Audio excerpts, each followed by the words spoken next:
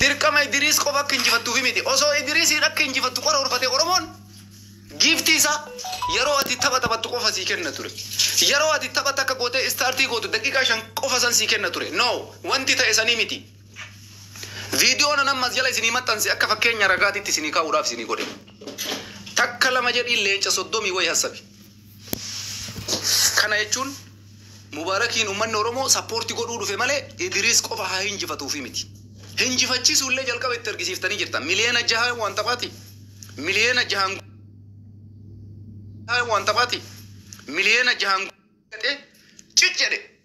egari okay taragaaggaanee jirra kun giftii kenna kenninenu injifadhu Idris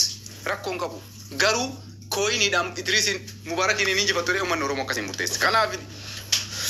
ani wanni jechuu barbaadu ummanni Oromoo bal'aan injifannoon kun injifannoo keessan baga gammaddan baga akkasitti sappoortii gootan baga Mubarakiin gammachiiftan hedduu gammade Mubarak wanni takkattiin inni itti gadde hoo jiraate tapha lama injifatee injifannoo barbaachisu san argatee ummanni Oromoo akka dhiichisu akka gammadu isii tana qofaaf gadde malee Mubarak musamma na biran dhaabbanne sappoortii nan goone no faannoo wayituu Idrisiin biran dhaabbanne dhugaa isinitti himaa faannoon afaanumaa wixit jette akkuma miidiyaa irratti amma 4 kiiloo seenna sa'aatii 24 irratti zarraa faqaaqee zarraa fizuunyi liqaqunyiina akkasuma jarri garuu faannoon Idrisiin sappoortii gooten jirtu yoo guddate nama 2-3 namni Idrisii waa kenne sunuyyuu waan guddaa namni kennen jiru andukaa isinitti mata balachuu laalaa ture giftii warra faannoo isin jettan dhaqa laala ummanni faannoo asiin miidiyaa irra ture faannoo qarqarredanii asiin faannoodhaaf wanni jechaa ture isaan namni Idrisiin sappoortii godhe ummatuma Eeltiraati parsantii guddaa ijoolleen warri faannoof hin jedhan nama takka nama lama nama takkaaf nama lama sunuyyuu giftiin kennine cal jedhaniitu dhufanii ilaalaa turan kanaaf jecha Idrisii warri sappoortii godhe dhalattootuma Eeltiraati nauma duraan isa giftii tabsiisuu sappoortii godhaa ture maqaa isaanii seentanii ilaaluu dandeessan maammeen ammoo namoonni gariin pirezidaantii maammee komattanii jirtan pirezidaantii maammeen akkamitti obboleessa isaa dhiisee achi dhaqee kana godhaa pirezidaantii maammeen waa maraayyuu waa'ee Oromoo keessaa leqaata bahe har'aa miti fakkeenyaaf tokko kana inni amma maalirra jira maammee haalli jireenya isaa maal fakkaata hojjette maammeen jireenya isaa jiraataa jira tokkoffaa lammaffarratti ammoo inni bakka waa argatu hundaayyuu dhaqee waa funaannachuu barbaada Mubarakiin hin beeku maammeen obboleessa isaa ta'e obboleessa isaa ta'uu baate rakkoon maammee isa kanaa miti rakkoon maammee birriidha doolaara mallaqa barbaada daa'ima guddifachuu barbaada Itoophiyaa keessa jira hujii takkan qabu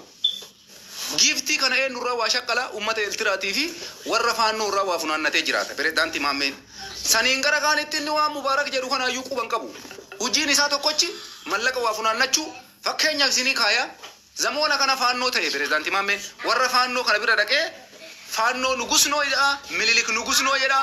jara wajjin giftii taphatee giftii funaannachuuf jecha ummata Eeltiraa bira dhaqee shaabiyaan akkas jedha maaliif kana godha hoo jettan jaraa yaadeetii miti nama tokko gowwoomsee Eeltiraaf shaabiyaa irraa mallaqa funaannachuu barbaada koyinii takka yoo argate isaaf sanumatu bu'aadha Itoophiyaa keessa jira obboleessa kiyya daa'ima qaba akka duraaniitii miti kanaaf inni maammeen Mubarakiin miidhuudhaaf akkas godhee yoo ka jettan taate no Mubarak miidhuuf miti inni waan nyaatee buluun waan jimaadhaan bitatu hin qabu dhugaa isinitti himaan pirezidaantii maammeen akka ilma namaa gabbee nama dalagatee jiraatu miti haga biyyatti galillee sadaqaa kadhateetumaan olii gaddeemee mililik nugus Oromoo jedhu tokkochuma gartanii beeytaniisi pirezidaantii maammeedhaan amma Oromoo jechuun hin dandeessanii mililik nugus noo namni siin jedhu Oromoo ta'e giftiif jecha faannoon jegnaadha namni siin jedhu giftiif jecha kana komattanii har'a Mubarakii fi birrii wal bira fiddee itti kennite maammeen birrii fudhata ijoolleen keenya tokko isin waan beeytan miskiina rabbi namni dhufee pirezidaantii maammee irratti duulu jira pirezidaantii maammeen haadha isaatii fi doolaara walafoo yoo qabaniif doolaara fudhatee deema ansin beeku jedheen haadha isaallee waakkata kanaaf jecha maammeen Oromoo waakkate Mubarak waakkachuun ammoo qallaalii dabar ummata bal'aa hawaasa bal'aa keessaa baheeyyuu hin gane pirezidaantii maammeen mililik nugusnoo siin jedha guyyarra kanaafuu akkamitti maammeen ammoo dhaqee dhiisee maal sirraa hir'isa pirezidaantii maammeen Mubarak bira dhaabatuu baate wanni Mubarak irraa hir'ate jira Mubarak yoo xiqqaate leenca 200 argate rokeetti gadhiifameetiin alatti qurxummiin alatti leenca gosa xixiqqaa kanaan alatti makiinaan alatti motoraan alatti leenci bichaan biyaansi yoo xiqqaate Mubarak leenca 200-300 argate pirezidaantii maammeen irraa hafee dhiisee maaltu Mubarak irraa hir'ate no homa takka irraa hin hir'anne kanaaf ijoolleen keenya كواني توكو سنين قال لي كوالي معلوم ما بريزدانتي مامي إمبيني بريزدانتي مامي ولا ما بيتشاك بدو تيرك مبارك في دولار لما كبدو تيرك مبارك إنه سنتاني دولار لما فرات أورومو في دولار كبدو تيرك أورومو ديسه دولار فرات نما ملكا نو في اللي غرغره أمة سال اللي غرغره يجوا كان الراكو ماتشون كانت تارون أمة ولا لما كيس جريوتا إمالي وجولة دي كو هرّا تيك توكي بنتايوتا إمالي مامين قاتا وامرا كيس أبي أكم غوري دائما كي يالكان تكنيا چيسه بولشار وجينيسا سالي تو يو گيفتي نمني ساكن مشابهات أما لابا الترا وفته أشيري چيسا بولي osoo dhugatti quuqama qabaate osoo waa'ee mubaarak yaade mubaarak injifatee dhiise silaa maammeen rakkoo isaatii miti. Kanaaf jecha namoonni maammeen beeyne baradhaa isinii jechuu barbaadeeti. Maammee jechuun mubaarakiin hin beeku har'a inni doolaara malee obboleessa isaa ta'ee dhiise maammeedhaaf kacaaluu birriidha. Oromoo fi maammeellee wal bira yoo fiddeef birrii wal bira yoo fiddeef birrii filata. Birriif jecha har'a faannoon pirezidaantii maammee akka barbaadetti ergachuu hin danda'a. Shaabiyaan pirezidaantii maammee har'a doolaaruma kuma takka bichaatti ergee lubbuu namaa baasisiisuu hin danda'a. Qaallichi birriirraa nafuu isinii jechuu kiyya. Kanaaf jecha pirezidaantii maammee nama gootanii sadarkaa namaatii ol fuutanii namummaa irra keettanii miizaana namaatiin akka obboleessa wayiititti kaa'uun keessan an sammuu keessan kan isin itti yaaddaniin naan galu. Kanaaf jechaan akka nama dhuunfaa tokko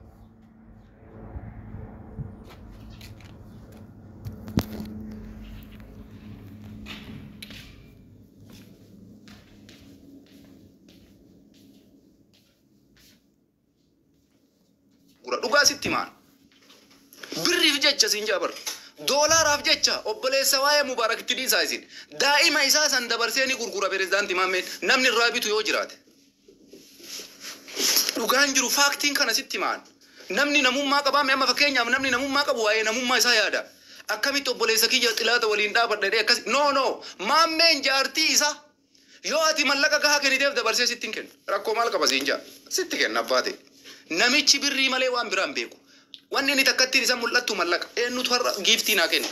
akkam godhee doolaara argata malee nama kana akkamiin nama gootanii irraa sabdan kanaaf jecha mubaarak musammaa obboleessa bira dhaabate obboleessatu idiriisiin injifachiise no idiriisiin akka injifatu ka godhe oromoodha maal taatana yaa ummata oromoo idiriisiin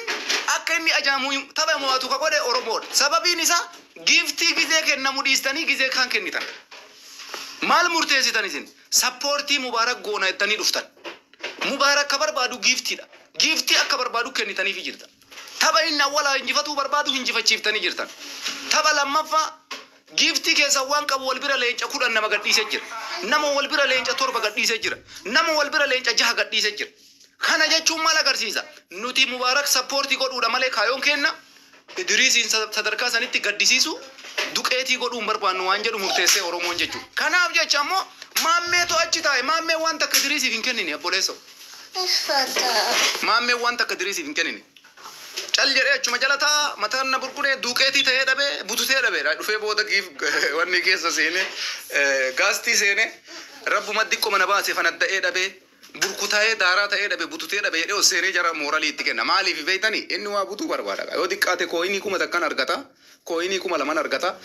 kuni faaktii sitti himaa jechuudha. Kanaaf leenci mubaarak musammaa giiftii tapha oromoo nagarraa taphate eenyummaanuu akkanatti waan argan.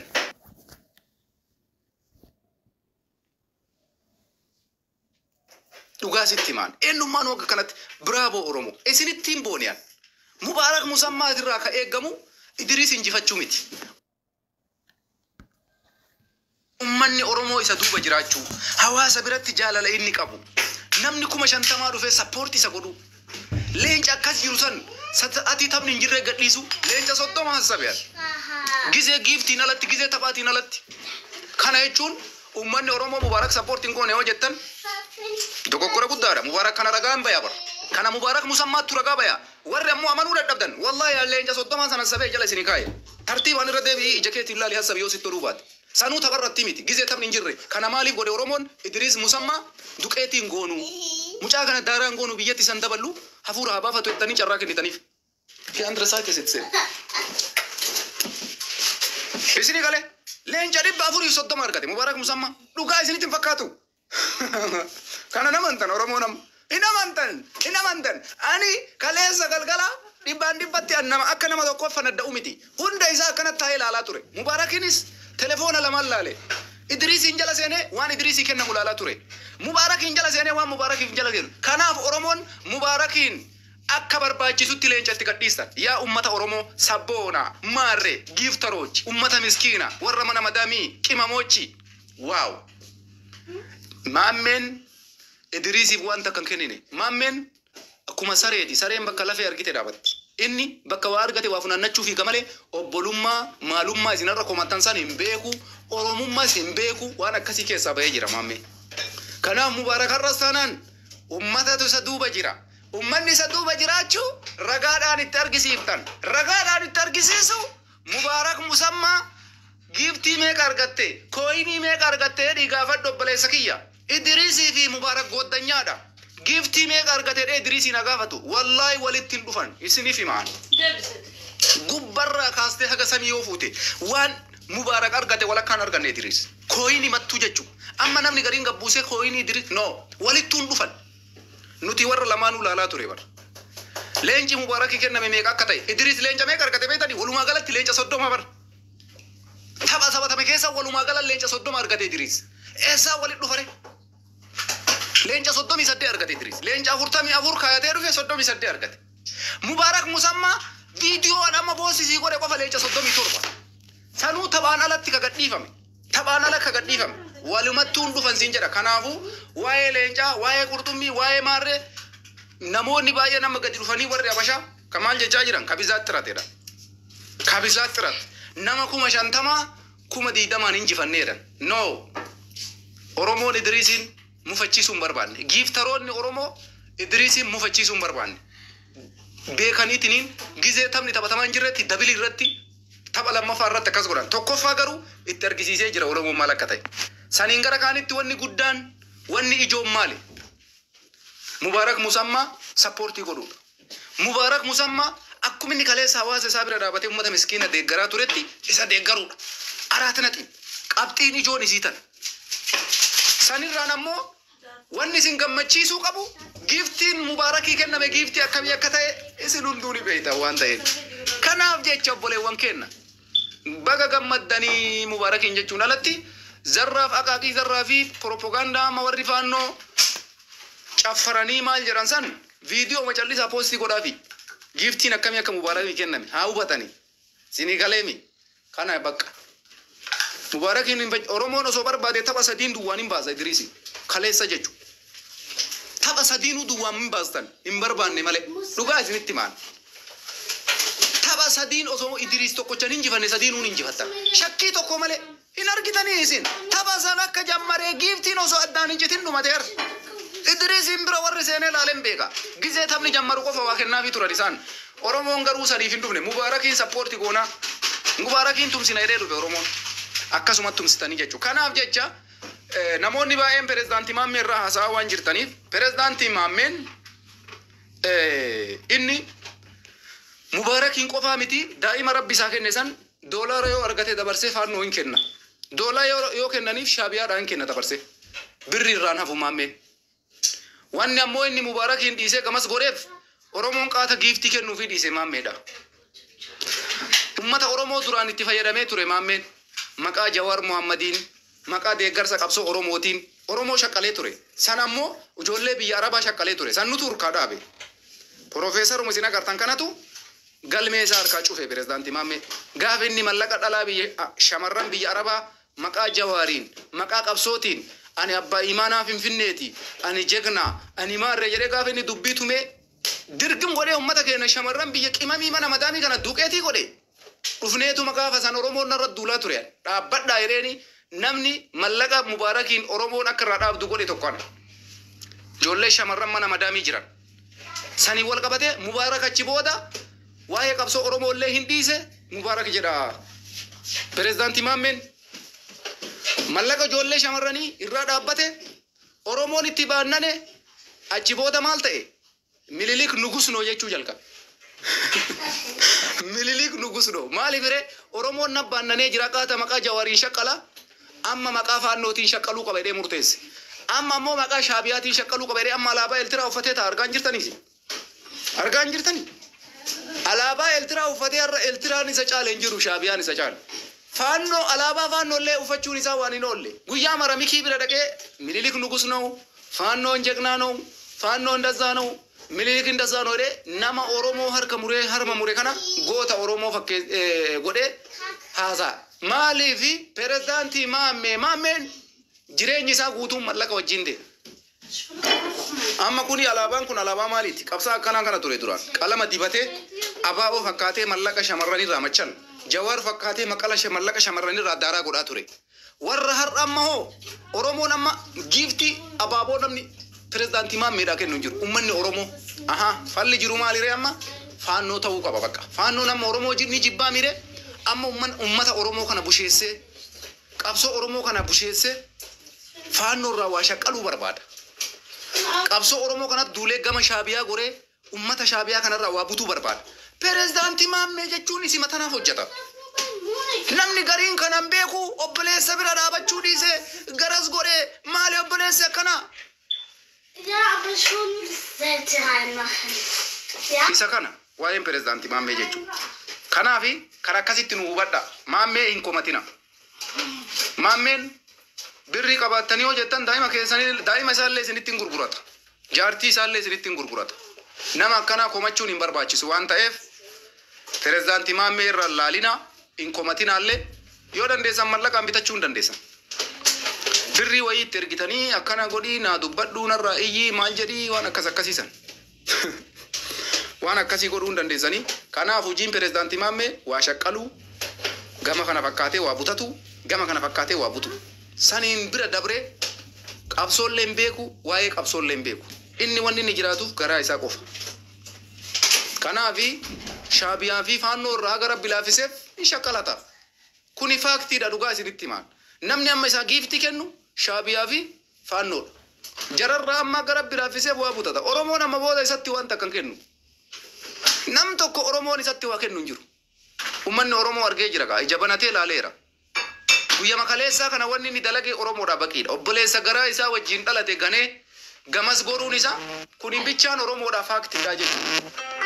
Kanaaf akkasii haganuma isin haasofsiisuu dhufne hundi keessanuyyuu baga gammaddan uummanni Oromoo hawaasni bal'aan maammeen qaxaqqaxee zaqazzaqee hinjifate. Idris wanni hin jechuudha. Mubaarak Musammaa haala ajaa'ibsiisaa ta'een injifatee jechuudha. Haala ajaa'ibsiisaa ta'een injifatee kanaaf hundi keessanuu uummanni Oromoo achitti argamtanii tap gootan sheer gootan koppiliinkii gootan hundi keessanuu iyyuu baga gammaddanii wallaahi dhugaa rabbititti hedduu isinirraa gammannee jirra. Naa galatoomaa kanaaf maammee baay'een komatinaa isiniin jechuu barbaadeetiin duula maammeetti duulaa jirtan waan isin fayyaduu miti ofirraa dhiisaa. Inni waan isin madaaluu miti. Waan Oromoon godhaa jirullee waan beekuu miti nama waa'ee sanillee beekuu miti. Nama isin bira dhaabate nama miskiina deeggaru nama tumsa miskiina kennaa godhu sappoorti gootan kuni baqiidha. Kanaaf hundi keessanuu yeroo gaarii naa qabaadhaa. Galatoomaa isiniin jechuu barbaanna. Malkaam gisee.